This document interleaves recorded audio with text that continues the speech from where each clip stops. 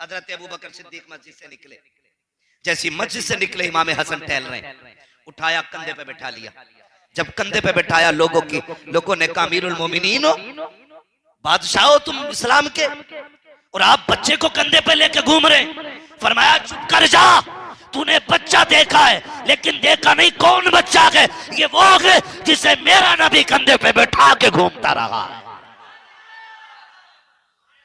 ये हजरत अबू बकर सिद्दीक का प्यार है अहले बैत से। हजरत उमर वो जो 22 लाख मुरब्बा मील का मालिक है, आधी दुनिया का बादशाह है उमर। कितनी? 22 लाख मुरब्बा मील। और ऐसा हुक्मरान नहीं जो वोटों से बनाओ। उमर वो गए जिसे कुर्सी पे अबू बकर ने बैठाया था। हाँ, और जिसकी मसनद पर बैठने की सदाकत की मोहर उस्मान और अली ने लगाई। अली उस नाम को कहा जाता है कि जो तलवार मारे तो बीच से बराबर काट के रख दे। मैं वक्त कम है वरना खुल के और ज्यादा बात करता, बस इतना बता दूं सहाबा ने कितना प्यार किया। उमर वो है जो आधी दुनिया का बादशाह है। जिस दिन हजरत उमर बैठे ना, शेर बकरी एक साथ पानी पी रहे, बकरी शेर को देख रही है, हिम्मत है तो घूर के दिखा, और शेर मुंह नीचे करके खड़ा है, बता तो देता अगर उमर ना होते। लोगों में बातें हो गई ये कैसे हो रहा, शेर बकरी एक साथ खड़े। का तुम्हें नहीं पता आज कुर्सी पे नबी का उमर बैठ गया, वो आधी दुनिया का बादशाह उमर। मैं नहीं जानता हूं कि लोग किस नजरिए से किसके हाथ चूमते हैं, लेकिन मैं जानता हूं जिसकी रगों में मुस्तफा का लहू हो, फिर उसके हाथ नहीं उसकी जूतियां भी सर पे उठाने के लायक होती है। आप तारीख का ये बात पलट करके तो देखें, आधी दुनिया का बादशाह उमर है। कैसर और किसरा जिसके सामने खड़े खड़े कांपते हैं, जिसके सामने आने की किसी में जुर्रत नहीं है। सलसला आ गया, हजरत उमर ने ठोकर मार के कहा था जमीन ठहर जा।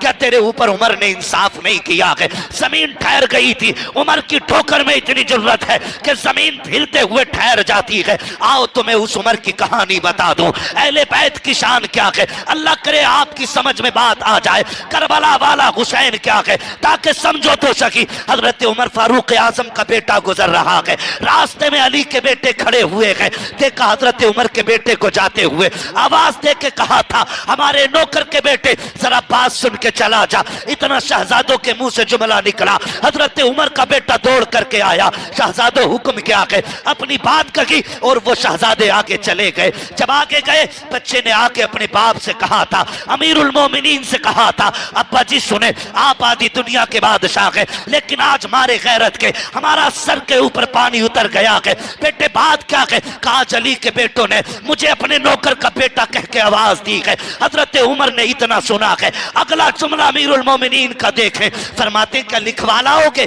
कहा क्यों नहीं, आप कहते हैं जल्दी करो लिखवा के ले आओ। शहजादा दौड़ करके गया है, अली के बेटों के पास पहुंचा। क्या अभी तुमने मुझे क्या कहा था? कहा हमने कहा था तू हमारे नौकर का बेटा है। कहा लिख दोगे? कहा डर की क्या बात है, हम अली के बेटे हैं, जो कह के सुनाते गए वो करके भी दिखा दिया करते। नारे भाई थोड़ा कम करें जरा, वक्त कम है, तवज्जो है ना। कहा लिखो, फिर लिखो क्या कहा था, लिख दिया उमर हमारा नौकर है। नीचे साइन लिख दिए कर दिए, इमाम हसन ने भी और इमाम हुसैन ने भी। क्या बात रजा उस चमनिस्तान करम की, जहरा है कली जिसमें हुसैन और हसन, हुसैन और हसन, जोर से बोलो हुसैन और हसन। फूल साइन कर दिए, बच्चा लेके दौड़ा, अब्बा जी देखो मैंने जो कहा था सच कहा था, ये देखो जो उन्होंने लिखा है वही साफ लिखा ना जो मैंने कहा। जैसे देखा हजरत उमर की आंख में आंसू आ गए, चूम के आंखों से लगा लिया। बेटा चेहरा देख रहा है, अब्बा को गुस्सा नहीं आया, इतनी बड़ी मिल्कियत का मालिक है और बच्चों ने नौकर कह दिया है और ये गुस्सा नहीं कर रहे हैं। हजरत उमर ने चूमा आंखों से लगाया, मिंबर पे आके खड़े हो जाते हैं, ऐलान करके कहते हैं लोगों आज तक उमर को परवाह थी कि इंतकाल के बाद अगर फरिश्ते पूछेंगे उमर किसकी नौकरी करके आया है तो बड़ा परेशान रहता था, क्या कहूंगा क्या दिखाऊंगा।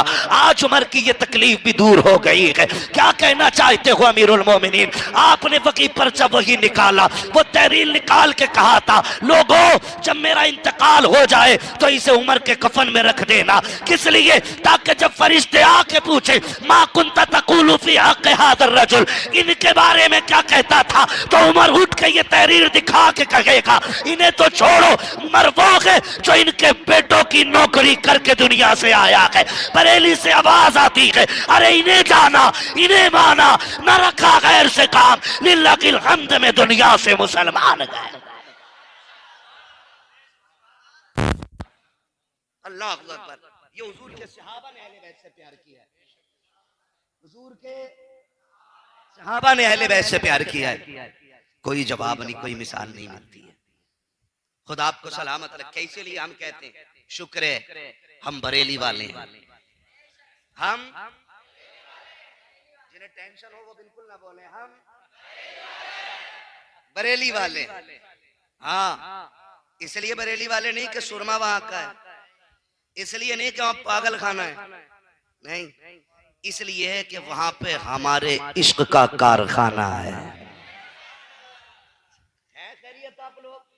शुक्र है अल्लाह ने हमें आला हजरत जैसी दौलत अता की है, आला हजरत जैसी दौलत अता की है। और यही वजह है हम हुजूर के सहाबा को भी मानते हैं, हुजूर के अहले बैत को भी मानते हैं। खुदा की कसम, नबी का अबू बकर भी बेमिसाल, नबी का उमर भी बेमिसाल, नबी का गनी भी बेमिसाल, नबी का अली भी बेमिसाल है ना। नबी का अली चारों बेमिसाल है। अगर अलग अलग बात करें और बड़ा वक्त चाहिए। बस मैं इतना बताना चाहता हूं, इस्लाम तेरी नब्ज न डूबेगी हश्र तक, तेरी रगों में खून है जहरा के लाल का, तेरी रगों में खून है जहरा के लाल का। वो दिन भी था कि नबी कंधे पे बैठाते रहे, वो दिन भी था नबी सजदे में शहजादे पीठ पे आ गए, हुजूर ने सजदा लंबा कर दिया, सहाबा डर गए, आका कोई वही नाजिल हो गई? कहा नहीं। कहा फिर सजदे का हुक्म बदल गया? कहा नहीं। कहा हुजूर फिर सजदा इतना लंबा क्यों किया? हुजूर फरमाते शहजादे पीठ पे थे, अगर उठता तो गिर जाते, शहजादे अपनी मर्जी से जब तक न उतर जाए मैंने सजदे को लंबा कर दिया था। हुजूर शहजादों से इतना प्यार करते हैं, सजदा इसलिए लंबा किया ताकि शहजादे कमर से उतर जाएं। लाल तो सभी को प्यारे होते हैं, लेकिन लाल हो फिर हुसैन जैसा, लाल हो फिर हसन जैसा। खुदा की कसम, जिसकी अदाओं पे खुदा को प्यार आए, जिसकी मदद के लिए जिब्रील उतार दिए जाएं, मैं गलत नहीं कह रहा हूं, खातूने जन्नत की हवेली है, वो नूरानी आंगन, कभी जन्नत से जोड़े जहां आते हैं, कभी जन्नत से खाने जहां आते हैं, उस नूरानी आंगन की बात कर रहा हूं। हसनैन करीमैन की कुश्ती हुजूर करा रहे हैं, कुश्ती करा रहे हैं। आप जानते हैं ना, जब पोते हो या नवासे एक उम्र के लगभग हो तो दादा कह देता चल भाई लड़का देखें, चल भाई देखें, कुश्ती कर। हुजूर फरमाते हसनैन जी नाना जान जरा दिखाओ ना किसमें कितना दम है, दिखाओ ना किसमें कितना दम है, कुश्ती करो। जब कुश्ती होने लगी मेरा नबी कहता है हसन पकड़ो हुसैन को, कमर में हाथ डालो, गर्दन में हाथ डालो, बाजू पकड़ो। पर्दे से सैयदा कायनात आवाज दे के कहती बाबा हसन बड़ा है हुसैन तो छोटा है ना। अक्सर बड़े छोटों के साथ होते और आप भी ये हसन के साथ है, मेरे हुसैन को अकेला छोड़ दिया है। मेरे नबी ने फरमाया फातिमा ना ये ना सोच हुसैन अकेला है। कहा फिर आप हसन को बता रहे? फरमाया सुनो मैं हसन को दाव बता रहा हूं, हुसैन को जिब्रील दाव बता रहा है। सोचे तो सही, अल्लाह ने क्या अजमतें अता फरमाई है इनको, जिनके कंधे पे दीन की जिम्मेदारी आनी थी, कितनी नाजों से पाला गया इनको, जिनको दीन करबला में जाके बचाना था, किस शान से तरबियत की गई है इनकी। ईद आ जाए अम्मी कल ईद है, कपड़े नहीं है, अम्मी हम क्या पहनेंगे? खातूने जन्नत की आंख में आंसू आ गए, अम्मी कल कोई क्या कहेगा, नबी के नवासों के बदन पे पुराने कपड़े, मदीने के मजदूर का बच्चा नए कपड़े पहने और नबियों के इमाम के शहजादों के बदन पे पुराने कपड़े। अम्मी हमें अपनी परवाह नहीं, नाना को लोग क्या कहेंगे। सैयद-ए कायनात ने कहा था बेटे सब्र करो सुबह तक कपड़े आ जाएंगे। बेटों से इतना कह के तसल्ली तो दे दी, लेकिन बाद में क्या किया था तारीख गवाह है। सैयद-ए कायनात ने मुसल्ला बिछा दिया है, रो के कहती है मालिक अगर तेरे महबूब के इन नवासों ने नए कपड़े ना पहने तो हमारी रुसवाई कम होगी, लोग तेरे महबूब को ज्यादा बातें करेंगे। कोई क्या कहेगा मालिक, ए मेरे परवरदिगार महबूब के लिए मेरे बच्चों के लिए जन्नती इंतजामात फरमा दे। अभी मुसल्ले पे आंसू बह रहे हैं, दरवाजे पे दस्तक होती है और कोई कह के जाता है आओ कपड़े उठा के ले जाओ, ये इनका दर्जी कपड़े दे के जा रहा है। सैयद-ए कायनात ने कपड़े उठाए हैं। अब जब शहजादे नए कपड़े पहन के गलियों से गुजर रहे हैं, खुदा की कसम बड़े बड़े अमीरों के बच्चों के कपड़ों में वो कशिश नहीं थी जो खातूने जन्नत के शहजादों के कपड़ों में थी। मुस्कुराते हुए जब नाना को सलाम किया कि मेरे नाना हमने नए कपड़े पहने हैं, मेरे नाना लिबास देखो। आका मुस्कुराते जा रहे हैं, शहजादों को चूमते जा रहे हैं। आखिर में फरमाया फातिमा पता है ये कपड़े कहां से आए थे? कहती अल्लाह व रसूलुहु आलम, अल्लाह और उसका रसूल जाने। आका फरमाते हैं फातिमा वो जो कपड़े दे करके गया है वो कोई और नहीं बल्कि रब का फरिश्ता जिब्रील अमीन दे करके गया है। अल्लाह अकबर। इस नाजों से पाला गया इन्हें, इस नाजों से बरेली से आवाज आती है कि ज़बान से हो बयाने इज़्ज़ो शान अहले बैत। मदह खाने मुस्तफा है, मदह खाने अहले बैत, बे इजाजत जिनके घर जिब्रील भी आते नहीं। अच्छी कद्र वाले जानते हैं कद्र शान अहले बैत। अपना सौदा बेचकर बाजार सूना कर गए, कौन सी बस्ती बसाई ताजिराने अहले बैत।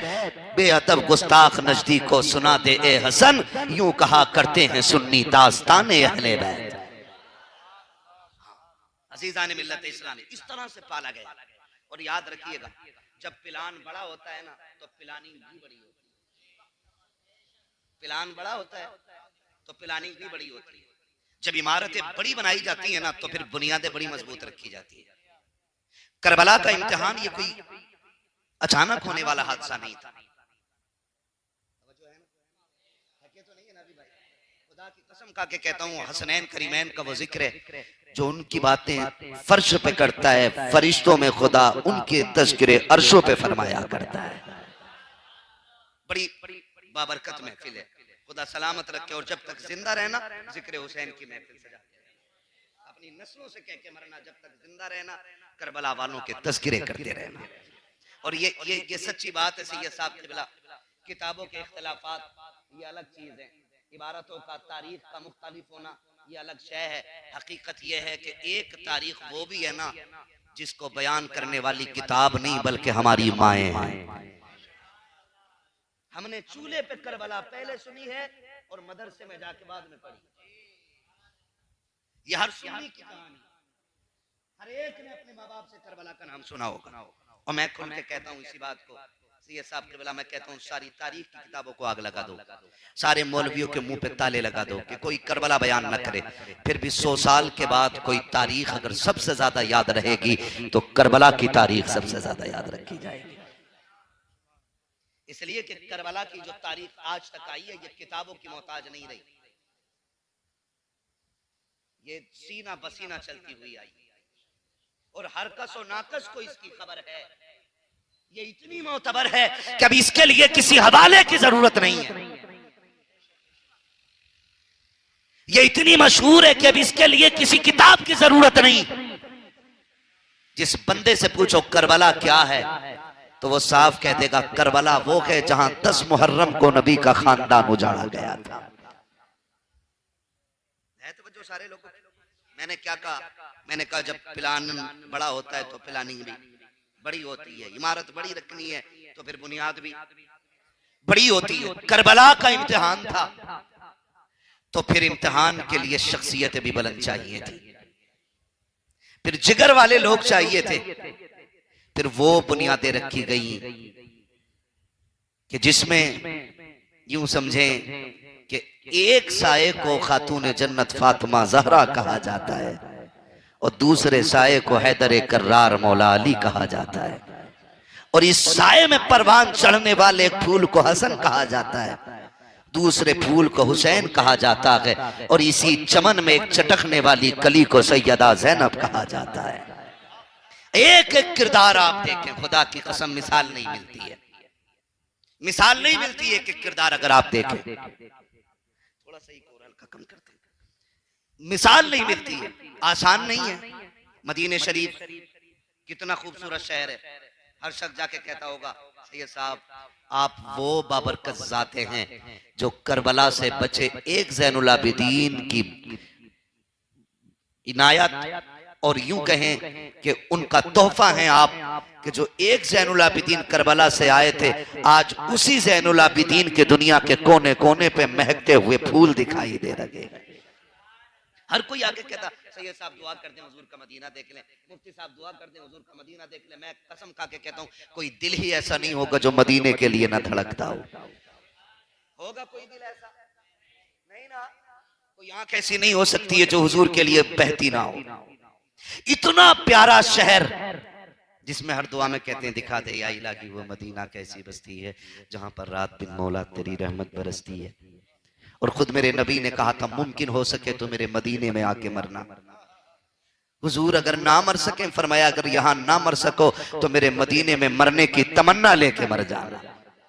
हुजूर क्या मिलेगा? फरमाया जो यहां दफन होगा वो मेरे साथ कयामत में उठाया जाएगा। तो जी इतनी मुबारक जमीन थी ना, इतनी मुबारक जमीन थी, लेकिन फिर भी हुसैन कहते हैं ज़ैनब तैयारी कर लो। भैया किस चीज की तैयारी? मदीना छोड़ना है। मुंह देखती रह गई सैयदा ज़ैनब, हुसैन मदीना छोड़ना है? क्या बात कर रहे हो? मदीने में अम्मी है, मदीने में हसन है, मदीने में हमारी जान हमारे नाना है, मदीना छोड़ना है? हाँ बहन मजबूरी बन गई है। क्यों का मजबूर किया जा रहा है? या तो यजीद की बैत कबूल कर ली जाए और या फिर तलवार निकाल के मुकाबला किया जाए। ज़ैनब मदीना वो शहर है जिस शहर में उस्मान चाचा पे 40 दिन पानी बंद रहा, लेकिन इसलिए तलवार नहीं निकाली ताकि खून का एक कतरा भी मुस्तफा के शहर में ना गिरने पाए। 40 दिन के प्यास से शहीद किए गए हजरत उस्मान गनी, लेकिन तलवार नहीं निकाली। ज़ैनब हम भी नहीं निकालें। लोग इकट्ठे होके आगे हुसैन मदीना ना छोड़ें। आप एक इशारा करें, अगर वो 22,000 लाएगा ना तो तेरे एक इशारे पे 22 लाख इकट्ठे हो जाएंगे। हुसैन ने कहा ना जंग नहीं करनी है, मदीने में खून नहीं बहना है, छोड़ना है मदीना, हमें छोड़ दे रहे हैं। चलो मक्का वो जमीन है, हरम शरीफ की हद में पहुंचेंगे, वहां जू मारने तक की इजाजत नहीं है, कम से कम वहां तो ये फितना नहीं उठेगा। ये सोच के मक्का शरीफ हजरत इमाम अली मकाम हिजरत कर रहे हैं। मदीने शरीफ से हिजरत का इरादा किया है। घर से निकले किधर? नाना को आखिरी सलाम कर लें, ये ख्याल था। सैयदा ज़ैनब ने हाथ पकड़ दिया, भैया याद है ना आखिरी वक्त में बाबा ने तुम्हारा हाथ मेरे हाथ में देख के कहा था ज़ैनब मेरे हुसैन का साथ न छोड़ना, जिस मुश्किल राह पे चलना पड़े मेरे हुसैन के साथ चलना है। हुसैन लगता है सफर का आगाज हो गया है, पहला सफर तेरे साथ नाना के मजार का होना है। सैयदा ज़ैनब साथ चली, हुजूर के रोजे पे आ गई। जब हुजूर के रोजे पे इमाम हुसैन आए, आपसे मैं क्या बताऊं, जिन्होंने उम्रा किया है, जिन्होंने हज किया है, वो दर्द जानते। जिन्होंने नहीं देखा अल्लाह उन्हें भी दिखा दे। जहां से ऐलान बस वाला करता है ना, सुनो अब हुदूद हरम आ गया है, अब नबी का शहर आने वाला है, ये धड़कनें बढ़ना शुरू हो जाती हैं। फिर कहा जाता है वो देखो जो मीनारे नजर आ रहे हैं वो मस्जिद नबवी के मीनारे हैं। फिर दिल की धड़कनें और तेज होती हैं। फिर जो अगली नजर तलाश करती है किधर है हुजूर का गुंबदे खजरा, जिसे आज तक नक्शों में देखा गया, जिसे कैलेंडर में देखा गया, जिसे आज तक हमने दरो दीवार पे देखा गया, आज उसे नबी के मजार पे देखना चाहते हैं। आंखें तड़प जाया करती है। खुदा की कसम अजीब दर्द होता है जाने वालों के सीनों में, अजीब प्यार होता है उनकी आंखों में। मुझे बता तो सकी 8 दिन के लिए हाजी मदीने जाता है, जब पलट के मदीने से आता है लोग ऐसे तड़प के रोते हैं कि अपनों की मैयत पे ऐसे नहीं रोया करते हैं जैसे हुजूर के रोजे से लिपट के रोते हैं। कोई मस्जिद की मेहराब से लिपट के रोता है, कोई सुतून से लिपट के रो रहा है, कोई मस्जिद नबी के मुसल्ले देख के रोता है, कोई आका के शहर की जमीन चूम के रोता है। मैं पूछना चाहता हूँ हाजियो, तुम तो 8 दिन रह के आ रहे हो, तुम्हें मदीना इतना प्यारा हो गया है, फिर हुसैन तो वो है जिसका बचपन भी मदीने में गुजरा, जिसकी जवानी भी मदीने में गुजरी, जिसने नाना के साथ रह करके पूरी जिंदगी मदीने में गुजारी है। जब नाना के मजार पे आए हैं, कौन सी बिजलियां हुसैन के सीने पर गिरी होंगी, खुदा की कसम तारीख गवाह है। जब मेरा हुसैन नाना के मजार पे आया है, लिपट के कहा था नाना मैं वो हुसैन हूँ जिसे आप सीने पे बिठाते रखे हैं, जिसे आप कंधे पे सवारी कराते रखे हैं। नाना मैं वही हुसैन हूँ जिसे आप जबान चुसाते रखे हैं। नाना मैं करबला जा रहा हूँ, नाना मैं कोई शिकवा करने नहीं आया, मैं कोई शिकायत करने नहीं आया। नाना करबला वो जमीन है जहाँ पानी तो बड़ी बात है, लाशों को देने के लिए कफन नसीब नहीं होगा, जहाँ खाना तो बड़ी बात है, साए के लिए छतें नहीं होंगी। नाना मैं करबला जा रहा हूँ, फिर भी कोई शिकवा नहीं है, कोई शिकायत नहीं है, बस इतनी इल्तिजा है नाना जब हुसैन मुश्किलों में घिरा हो तब आपकी दुआओं की जरूरत है। ये कहते कहते आंख लगी है, मुस्तफा तशरीफ लाए, बेटे का सर गोद में रखा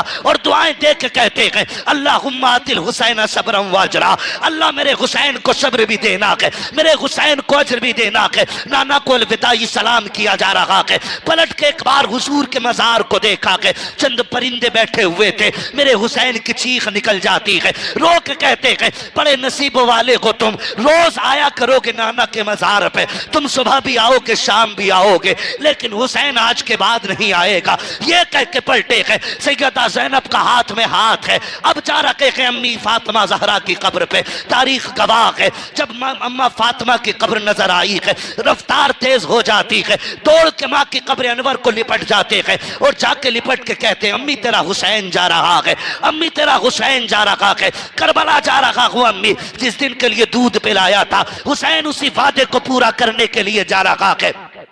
बड़े दर्द के साथ अपनी माँ से आखिरी मुलाकात मेरे इमाम की कर रखे हैं, लेकिन आपको क्या बताऊं सैयदा ज़ैनब के जुमले, खुदा की कसम वारिखीन ने लिखा है जब अली की बेटी सैयदा फातिमा की कब्र पे आई है, आकर के माँ के सरहाने बैठी है सैयदा ज़ैनब, हाथ रख के कहती है अम्मी जान उठो तुम्हारी बेटी परदेश जा रही है। जब बेटियां परदेश जाया करती है माएँ दुआएं दिया करती है, अम्मी ज़ैनब जा रही है क्या दुआएं नहीं दोगे? सैयदा कायनात की कब्र अनवर हिल जाती है, अंदर से आवाज आती है ज़ैनब तू करबला जा रही है, जा सब्र से जाना, परेशान ना होना, तेरी माँ कह रही है तू करबला बाद में पहुंचेगी, फातिमा करबला पहले आ जाए। अल्लाह अकबर। ये सैयदा कायनात के मज़ार पुरअनवार पे हाजिरी दी और ये गलत नहीं है। लोग कहते हैं ये कैसा हो सकता है जी, मैं कहता हूँ सुन, जब 10 की सुबह आई है मेरे इमाम ने कहा था अली अकबर जरा अदान पढ़ दो, हजरत अली अकबर अदान पढ़ने गए, अदान पढ़ी, मैदान देखा, आके कहने लगे, मेरे इमाम ने पूछा क्या देखा, फरमाने लगे अब्बा जी सब कुछ देखा लेकिन एक बड़ी अजीब चीज देखी है बेटे। क्या? कहा मैंने एक खातून को अपने चादर के टुक्के से ना जमीन पे झाड़ू लगाते देखा है। इतना सुना मेरे हुसैन रो दिए। अली अकबर लिपट के कहते हैं अब्बा क्यों रोए? का तू जिसे अजनबी कह रहा है वो अजनबी नहीं, मेरी माँ मदीने से फातिमा ज़हरा आ गई है। लोग बात करते जी वो कैसे आ सकती है, कैसे हो सकता? मैंने कहा दिल पे हाथ रख के एक बात बता, हम भी परदेश रहते हैं, आप भी परदेश रहते हैं, आप में भी कितने लोग परदेश रहते होंगे, यहाँ तक कि सऊदिया, दुबई, कोयत, लेबनान, कहाँ कहाँ लोग 4 पैसे कमाने के लिए चक्कर काटते जाते कि नहीं जाते? दिल पे हाथ रख के बताइए, अचानक रात के 3 बजे तबीयत खराब हो जाए, फजर में माँ का फोन आ जाता है, 3 बजे दर्द उठाए पेट में, फजर में माँ का फोन आ रहा है, बेटे खैरियत है? अब बेटा झूठ बोल रहा है, ना अम्मी ठीक हूं मैं। कहना बेटे सच बता, तो तेरी तबीयत ठीक है? अम्मी हाँ मैं ठीक हूं। कहा नहीं बेटे बस रात 3 बजे से ना मुझे नींद नहीं आ रही थी। जब इतना बेटे ने सुना ना फिर आवाज टूट गई, बह गई लहजे, कहने लगा हाँ माँ 3 बजे से रात तबीयत खराब है। मैं पूछना चाहता हूं आज गोबर उठाने वाली माँ अगर 7 समंदर पार बेटे का दर्द महसूस कर सकती है तो जन्नती औरतों की सरदार फातिमा ज़हरा हुसैन जैसे बेटे का दर्द मदीने में महसूस नहीं करती? नहीं करती? ओ भाई लोग कहते जी ये हो कैसे सकता, वो आ कैसे गई? मैंने कहा सुन, पढ़ सूरे फातिहा की तफसीर। फरमाया गया जो बंदा माँ बाप की कब्र पे आए या माँ या बाप किसी एक की कब्र पे आए और कुरान की चंद आयतें या रुकू पढ़ के अपने माँ बाप को बख्श दे, तो कब्र में माँ अपने बेटे के लिए हाथ उठाती है। बेटा पलट के आता है, अम्मा कहती मालिक मेरा लाल जा रहा है ये।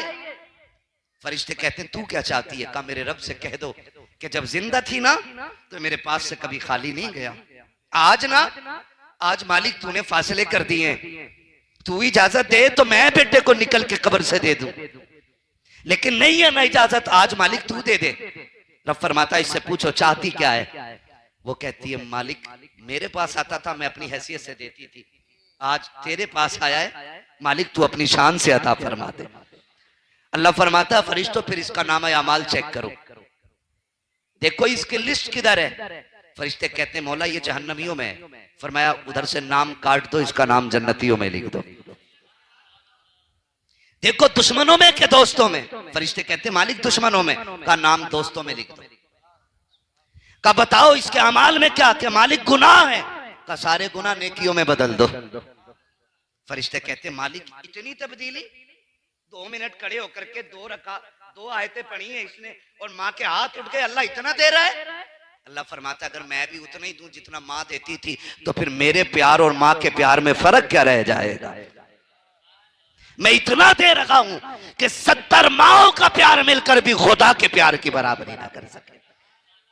जरा सोच तो सही, अगर एक तेरी मेरी माँ कब्र में हाथ उठा दे तो बेटों की लाइफ नहीं बल्कि आखिरत बना दिया करती है, फिर क्या फातिमा ज़हरा को ये पावर नहीं होगी कि वो करबला आके बेटों की कत्लगाह पे जाकर के अपने दुपट्टे से सफाई करके लोगों को ये ना बताती कि लोगों हुसैन वो है जिसका दर्द सिर्फ तुम्हें नहीं बल्कि फातिमा को भी है, साथ अली को भी है, साथ नबी को भी।